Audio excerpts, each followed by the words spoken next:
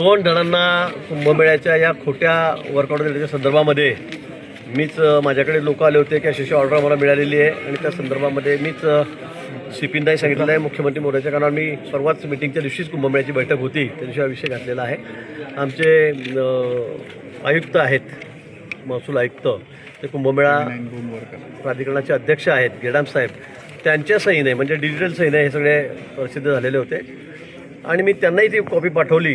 ते पण म्हणले की अशी आपली कुठलीही कॉपी या ठिकाणी आपण अशी दिलेली नाही, असं कुठलं टेंडर निघालेलं नाही आणि म्हणून मग आपण पोलिसांमध्ये तक्रार केली. त्याच्यामध्ये 2 जणांना ताब्यात घेतलं आहे. अजून एक जण त्यातला जो मुख्य अजून आरोपी आहे शकील नावाचा, तो सुद्धा फरार आहे. अजून 5-6 आरोपी याच्यामध्ये आहेत, त्यांचाही शोध त्या ठिकाणी सुरू आहे. त्यांची नावं साहेबांकडे त्या ठिकाणी गेलेली आहेत. ज्यांना वर्क ऑर्डर खोटे मिळालेले आहेत त्यांनी ही तक्रार पोलीस स्टेशनला नाशिकला केलेली आणि CP साहेब स्वतः लक्ष घालत आहेत.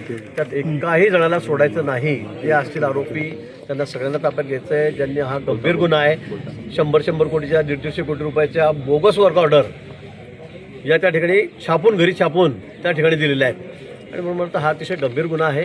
याच्यामध्ये कोणालाही सोडलं जाणार नाही. जे दोषी असतील त्यांच्यावर अगदी कठोर आणि कडक कारवाई केली जाईल आणि यापुढे असं कोणी करणार नाही. नुसत्या कुंभमेळ्यातच नाही तर इतर ठिकाणी होण्याची शक्यता आहे. वर्कआउट बोगस घरी छापून घ्यायच्या, लोकांना द्यायच्या, ही फसवणूक आहे. 420 आहे सगळं आता.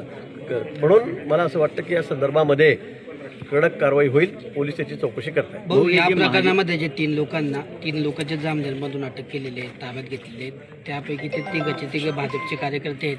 काही त्यापैकी आपले नातेवाईक असल्याची चर्चा सुरू आहे. नेमकं एक माझा दूरचा नातेवाईक आहे, पण तो फार वाया गेलेल्या सुरुवातीपासून पूर्वी पण त्याच्यावर अशा पद्धतीने गुन्हे दाखल झालेले आहेत. काय नाव होते? तन्मय महाजन या ठिकाणी म्हणून कार्यकर्ता नाहीच आहे तो, पण तो फार गॉन केस आहे हे सगळ्या गावाला माहिती आहे आणि म्हणून त्यांनी आणि 3-4 जणांनी मिळून अजून 3-4 जण याच्यामध्ये आहेत. त्यांची नावं CP साहेबांनी मला सांगितलेली आहेत, त्यांच्या तोंडून सगळी निघालेली आहेत. मला वाटतं 7-8 लोक यामध्ये सापडतील अशी शक्यता आहे. त्यांच्यावर अतिशय कडक कारवाई केली जाईल. याबरोबर या ठिकाणी गावामध्ये माझ्या अशी तक्रार आली की तुला ग्रामसेवक करतो, तुला तलाठी करतो, पैसे द्या, असे काही ग्रामीण भागातल्या मुलांना फसवून त्या ठिकाणी काही लोकांनी पैसे जमा केलेले आहेत अशी तक्रार माझ्याकडे आज आलेली आहे. त्या संदर्भामध्ये पोलिसांकडे मी सूचना दिलेल्या आहेत. त्यांना सांगितलं तुम्ही तक्रार द्या, कंप्लेंट द्या आणि त्यांनाही सगळ्यांना ताब्यात घ्या.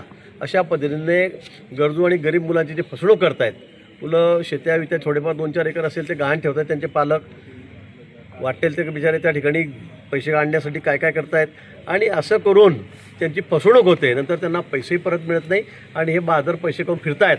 यांचा सगळ्यांचा आता बिलकुल बिमोड करायचा आहे. त्यामुळे याच्यामध्ये कोणालाही सोडलं जाणार नाही.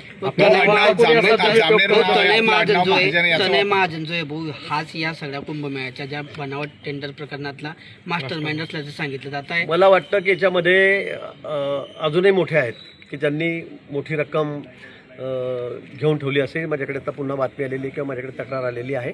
कोणी असेल, तनय महाजन असो का कुठला अजून तो मुस्लिम शकील असो का अजून 5-7 नावं आहेत माझ्याकडे, कोणी असो कोणालाही सोडलं जाणार नाही. मी पोलिसांना अगदी सक्त सूचना दिलेल्या आहेत की याच्यामध्ये कोणालाही सोडायचं नाही. अगदी कठोर कारवाई त्यांच्यावर करायची, कुठलीही कलम त्यात सोडायची नाही. यापुढे असं कोणी धजावणार नाही, कारण हे आता नाही, हे आधी पण झालेलं आहे आणि या लोकांकडून झालेलं आहे. मी पुन्हा सांगतो. त्यामुळे इथे कोणी नातेवाईक आहे, कोणाचं काय आहे अजिबात बघायचं नाही. अतिशय कठोर कारवाई त्यांची करा. त्याच्या तोंडून सगळं उघडवा. कोणी अजून काय केलं आहे, कोणाला त्यांनी वर्क ऑर्डर दिलेले आहेत.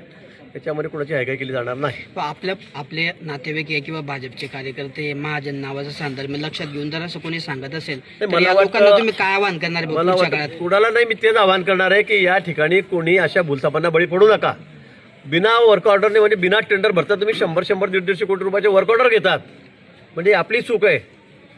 जे वर्क ऑर्डर घेत आहेत हे असं कसं काय, म्हणजे ते मोठी लोक आहेत, या क्षेत्रातील लोक आहेत आणि ते असं कसं काय करू शकतात की 150 कोटीची ऑर्डर मिळाली, 100 कोटीची वर्क ऑर्डर मिळाली, 90 कोटीची मिळाली आणि ते पोलीस खात्याची. पोलिसांना जेवण पुरवा, पोलिसांना पाणी पुरवा, पोलिसांना मॅट्रेस द्या, गाद्या द्या, चटया द्या, अशा पद्धतीने त्या वर्क ऑर्डर लिहिलं गेलेलं आहे. मी ते सगळं तुम्हाला दाखवलं, ते सगळं त्या दिवशी जगाला दाखवलं मी त्या दिवशी.